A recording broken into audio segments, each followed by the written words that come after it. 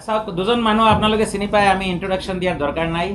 জুবিন গাৰ্গক চাওক, আমি মোৰ লেকচাৰতে কৈছোঁ, তেওঁ 2012ত আহি পেলাই ইয়াতে চিনেমা বনাইছে, তেতিয়া একো নাছিলে। আজি মোক কৈ আছে কাণে কাণে যে কি আছিলে, কি হৈ গ'ল। চ' আমাৰ ইউনিভাৰ্চিটি জুবিন গাৰ্গৰ পদ্মশ্ৰী আৰু ভাল ভাল এৱাৰ্ডবিলাক বহুত আগতে পাব লাগিছিল মোৰ হিচাপত। এনেকা লেভেলৰ কণ্ট্ৰিবিউশ্যন কৰা বেলেগ ষ্টেটত কোনো মানুহ আজিলৈকে পিছ পৰি থকা নাই। তো মই ভাবোঁ আমাৰ এই ডক্টৰেট দিয়াটো জুবিন গাৰ্গৰ কাৰণে ইট উইল অপেন দি আদাৰ এভিনিউজ। চব এৱাৰ্ড এতিয়া জুবিন গাৰ্গৰ ওচৰত আহিব।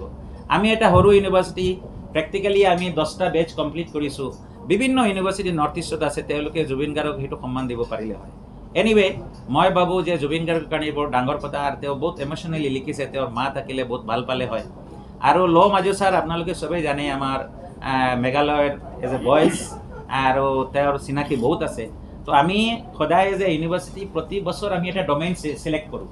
এইবাৰ আমি ডমেইনটো আমাৰ কালচাৰ আছিলে, কালচাৰেল ফিল্ডত আছিলে, ইয়াৰ কাৰণে আমি দুজন চিলেকশ্যন কৰিছোঁ। Next year may be innovation, science and টেকন'লজিৰ পৰা ল'ম। আমি প্ৰতিটো ক্ষেত্ৰত এনেকা আমি চেঞ্জ কৰি থাকিব।